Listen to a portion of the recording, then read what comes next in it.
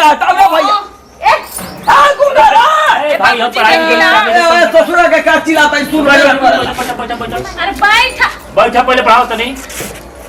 ई तो चलो बोला लोग बैठा बैठा बैठा ना तो हॉल हो जाइए हीरा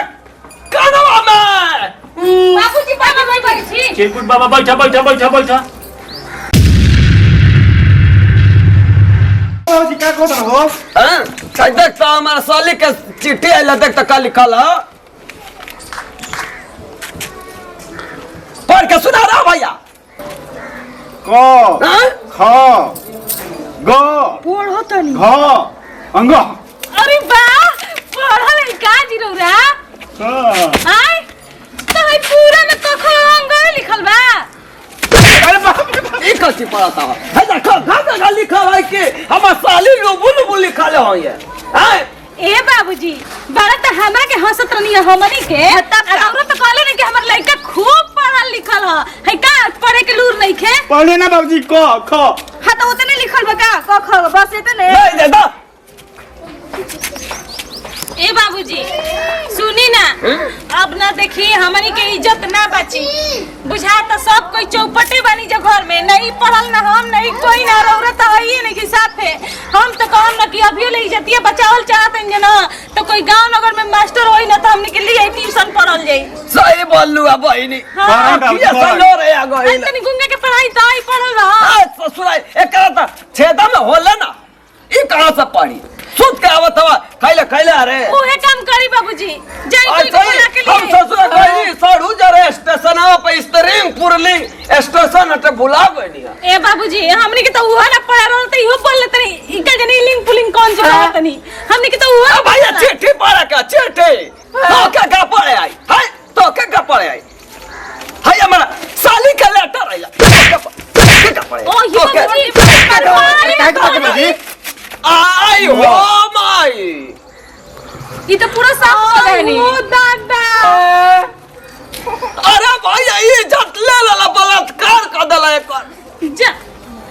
चिट्ठी थोड़ा निकाल गया पूरा रेप कर दला है भैया अरे के ढूंढने के तो काट के देलो हो पूरा ले रे पूरा भैया एक कमोरा भैया सब कमोरा भैया मुआए लोर नहीं खाता भैया कहले पढ़े का और घोड़ा पर गिरा तनी अभी ले हमनी के पढ़ा दी बाबूजी पढ़ा दी तो घर के कोई के ना हमनी के घर के इज्जत ना बची एगो हम एगो उनकर पड़ोसी रहे एम्बेसडर का पड़ोसी चंदन नाम हटे हां तो अच्छा पढ़ावेला उ मास्टर जान लिया के उनका बड़ा बढ़िया एकदम मास्टर खोज देले हैं कि पढ़ के पूरा टोला में नाम कह दिया ए मास्टर जी ए मास्टर जी क्या हो क्या हम चिरकुट आए हो भैया का हो चिरकुट का हाल मास्टर जी पढ़ा खुश रह भाई का हाल बा कहने की पढ़ावे का हट 11 बजे के केकरा पढ़ा हुआ पता ही है हट बदे पतो यहां पढ़ाता नहीं लेके बड़ा से पढ़ा पतो यार मेरे हम पढ़म हो भैया हां हम पढ़म तो तू मैं पढ़ाई लग पढ़ा तो पढ़ाई का उम्र हो केला तब बूढ़ आदमी का हम ना पढ़ाईला ढेर पैसा लागी तब जाके तना पैसा लेबा देम पैसा जे तना लेबा पैसा दे चलो पढ़ा दे भैया त तारे का बात हटे केहू के घरवा में चिट्ठी पढ़े नाइला सबन पढ़ावे घरवा में तारे के पढ़ाई पतो है कि ना पढ़ाई मत फसैबो से बका मेरा पढ़ेगा हम ना जी सब कुछ नहीं हो हम कहत है कुछ ना होई फिर बाद में लफड़ा न होई ना कुछ ना होई सुनने में तार पतो ही बड़ी तेज है सा तो है सर गोबर पाते में पढ़े में तो सब पानी से है सर कुछ ना बुझाला ना भाई हम पतो ही तो ना पढ़ाई चल भैया हम कहत है कुछ ना है पढ़ा देबे तो तू देवता तू बहुत देवता हो तोरा जब हमरे हित ही चलेला तू भाई तू गावे का हवा हो छोड़ा ना लड़का बड़ा सा लड़का हां ओकनी के पढ़ा दे तो चल लड़का के पढ़ाई बूढ़ के ना पढ़ाई मरते हम ट्रेनिंग पूर्ण हम स्टेशनवा के नाम जान जाए ये पूरिंग क्या करता है ये सब पूर्ण स्टीलिंग पुलिंग का हाला पूर्ण स्टेशनवा के नाम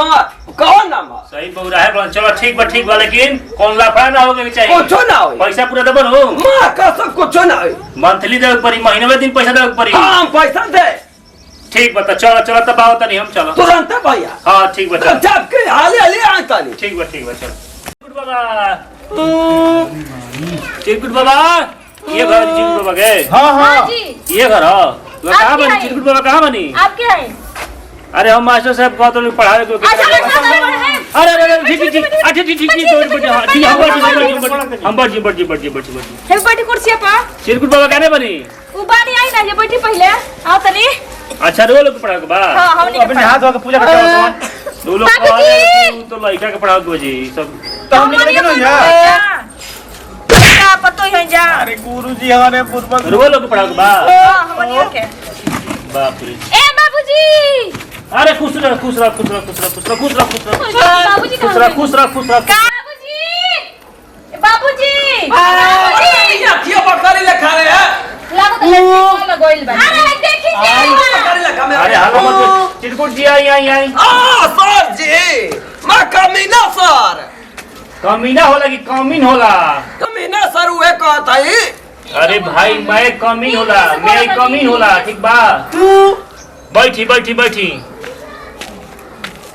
बाप रे बाप डंडा धा दे बाबूजी हां तो बर से बर्राठ आदमी पूरी बाय लागत मार लेके नहीं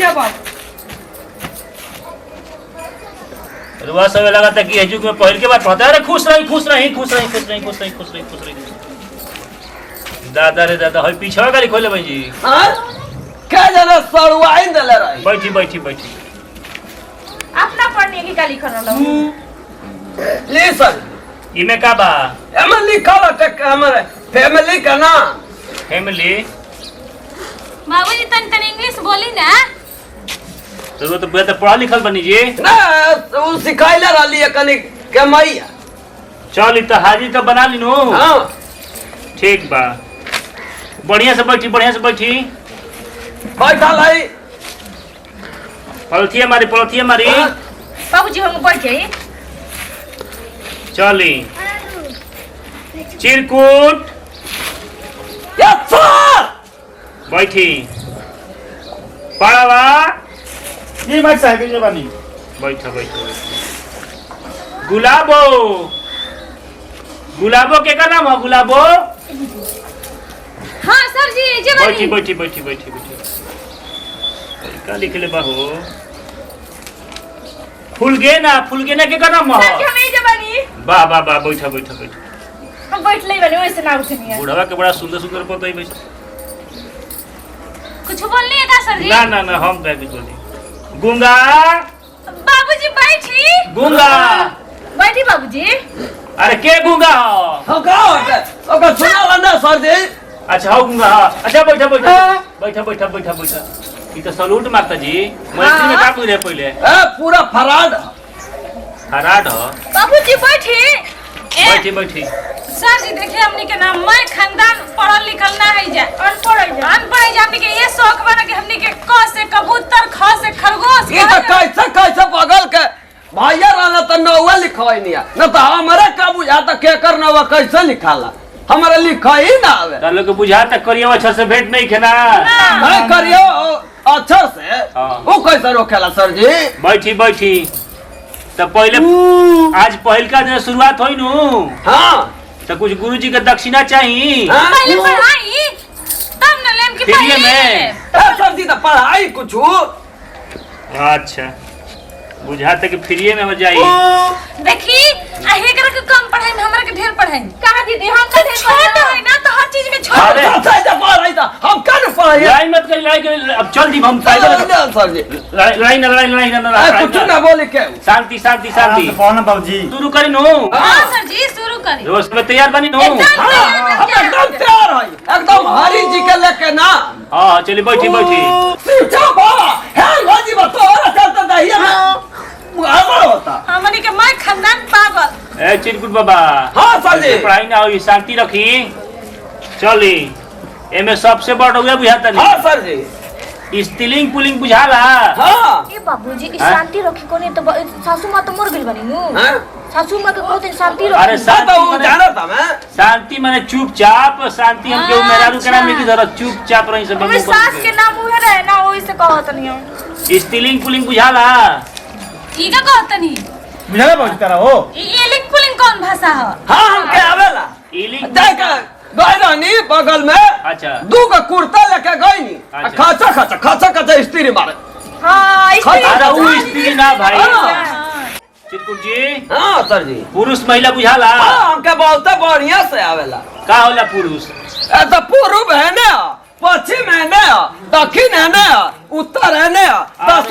हमके मालूम है 10 ठीक कहतनी बाबूजी बाबूजी के सब आवेला हाँ। सब आवेला पूरा हमसे लोग पूछा कि पूर्व कहने इतना था आवेला तो हम पूरा बता दी अरे पुरुष पूछब दिशा नहीं की पूछत पुरुष महिला बुझाला चिन्हाला पुरुष ए सर जी देखिए हमने के ठेठ में बताई तो हमने के इंग्लिश ना आवेला ई लागो तो बढ़िया ना पड़ा हमके लगा था कि सर जी पूछा था कि पुआरा पर सुते ल जा ए सर जी हमने की जाहिया से धान कटाई हाँ। ना आगना में पीट के वही पर सुते हाँ। अभी चौकी पर सुते जागले दिन हमार बुझाता सब डिग्री पिछुआरी चल जाए अरे हम पूरा सुते के बात नहीं ना, कहा सर जी, हम की बाला कजा जाए ना हमरे तो लोटा छिरा उ लोटा लेके अरे हम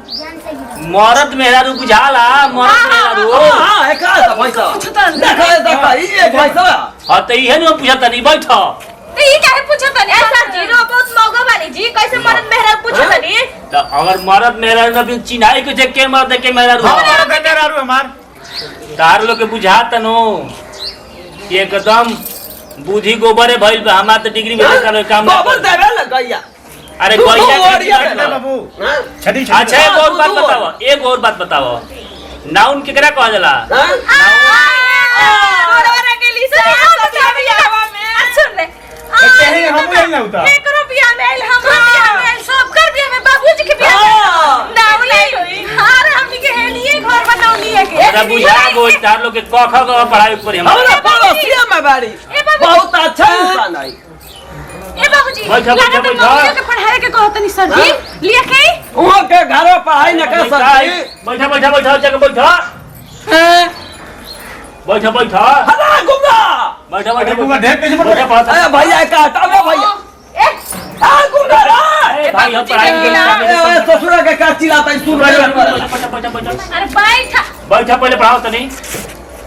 ई तो चलो चलो बोला लोग बैठा बैठा ए बैठा बैठा ना तो हॉल हो जाइए हीरा कनवा में बाबूजी बाबा बैठी चिरकुट बाबा बैठा बैठा बैठा बैठा